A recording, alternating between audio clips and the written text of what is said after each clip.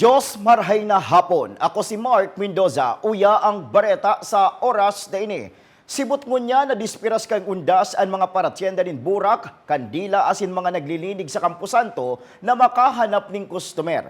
Ini man subuot ang sa indang pagkakataon na makakuaning ganansya matapos ang 2 taon na pagbawal sa pagdalaw sa mga Camposanto huli kang pandemya. Uya man ang report ni Melvin Machado. Sa atubangan kang sarong fast food chain sa kalaban kang Elias Angel Street tinisanagan na sumpungan mi si Tatay Alexander Samudjo kan Barangay Ikin kanaman Camarines Sur. Mga plastik na burak ang sa pinagpapabakal sa kantidad na 150 pesos kada saro. Ang plastik na burak ang sa iya subot binakal. Ang iba digdi pinag-recycle na sana niya siring kang dahon na sinibang tangkay na hali sa bote kang plastik ng soft drinks. Sa kada na ipapabakal na plastik na burak igwa naman subot siya ng dilen siyang 20 pesos. Dadakulang tabang sa sayang pamilya, urog na taigo siyang pinagmamate. Kung lutusin po, ang gastos kaniyo, halos nasa 150. 150 lang, habla lang pala. Halos tarabla lang po. Timing burak, binabakal mo na. Igabakal ko na po. Pero yung mga plastic, sa inhali yan. Sa, kuyan po, sa junk, Nandiyan. igbabakal ko po 20 ang kilo. Pero pwede man, kung may sadiri kang bote, pwede i-recycle. Iyo po, Ako lang, nakakaganan siya kaman. Kadikit. kadikit lang po.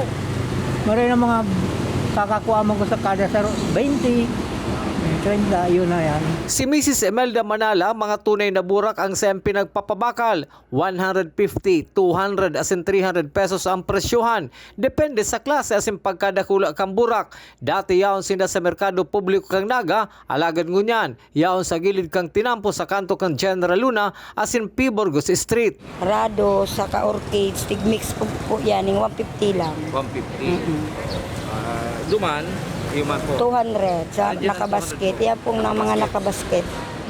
Okay. So, yun mga pig, yun na sa plastic. 300 sir. 300. Ayun po. Na-note me, dati ang barakal yaon duman sa market. Yaon na kamo di sa may area ini. Mayo na kaya sir yung bugtakan. Okay. Pero pagtutugutan man kamo di mag. Ayun po. Pag-arog man lang kaniya. Tig considerar man siguro ni kan mga market card bagyo magasit. Mientras tanto sa loob kang Naga City Public Cemetery, inabutin man si Nanay Marie Carsarte na naghahanap nin mapalinig nin panchong. 150 ang linig, 200 ang pintura. O, pag yan sa ditman lang po, tapos gabi, mga 150 po. 150, pero ang pinakalang ka. Pag magpintura po, 200. Si Junior Prialta naglilittering man asin nagpipintura, nagpapangaji na daay man lugod mag-uran. So, sana po dahil mag-uran, dahil mga kapintura. Puro lang po, linig lang, mabawal naman po ang kutsilyo. Okay. Gabot-gabot na lang. Para sa GNN TV48 Naga, Melvin Machado, Newsbreak. Sa iba pang bareta, mga paratanom asin paratyenda ng Burak sa Barangay Pakul Syudad ng Naga nalapaan itinitindang burak hulikan bagyong paeng. Detalles aramunta sa report ni Jerome Breeze. Lugi kon masasabi ang mga paratanom asin paratinda nin burak sa Pakul matapos na magkaralapaan mga burak na enot ng pig-ani bago ang paglamasa kan bagyong paeng sa Bicol. Sigun kay Virgie de la Cruz, nagtatanom asin nagtitinda nin burak sa lugar. Lugi subot sinda nin huli sa pagitom asin pagkaralapa kan mga burak darakan pagkabasa nin huliman sa bagyong paeng. Kaya sa ngunya nagbakal man sinda nin burak sa dangwa tanganing igwasan na nin dagdag na may pabakal sa mga customer. Pugi-pungo niya sa dahil po sa pagparauran tirang aldaw. Hinarbest kaya po yan mga araw pa ini, hinarbest yan. Nag-uuran na, dapat yan harbison, bako pang mauran. Kapag nag-uran na, nadaog na sa burak ang tubig kang uran, iyon naman lang po nakakapalapa sa burak. Iyo po, ini nga po, hali ning Manila, pig ko yan ni, tama na kami paninda.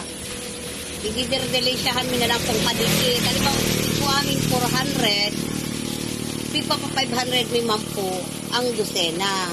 Kaya may surusang gatos man po kaming, manakadikit man lang po baga 100 man lang ang delisya mi. Sa ngunyan, paubos naman ang mga tanom na burak sa Pakul Sunflower Farm matapos ang pagruso kan mga parabakal nin burak matapos ang bagyong paeng. Para sa GNN TV48 Naga, Jerome Breeze, Newsbreak. Sa iba pang bareta, darakulang directional billboard for talent, sound system asin lost and found section Ini ang sarok-sarok ibinubugta kan Solid Waste Management Office na pinamamayuhan man ni Engineer Joel Martin sa Naga City Public Cemetery sa Barangay Concepcion Pequeña, Syudad ng Naga. Ini dakulang tabang subuot sa mga maralaog sa Camposanto sa aga. Malaag na lang po kami kasi mga directional billboards para araman po kasi mabirisita di sa Camposanto, Puon-Puon yan, sa Gutsaaga. Malag po ng mga portalets para man po sa convenience mga itong mga madirigdi sa Camposanto. Malag po ng sound system para araman po kung ano ngaran ang gigibuhunin da pagyaon na po igdi sa Camposanto. As in, lost and found area, tangani po na kung igong aki na nakapunta sa maguran niya, sa ina niya, igwa pong ma-assist. Yan ang mga bareta sa oras na ini. Padagosan ang mag-antabay sa GNN TV 48 Naga para sa iba pang mga bareta. Ako po si Mark Mendoza. Diyos mabalos kang sa indong pag-antabay.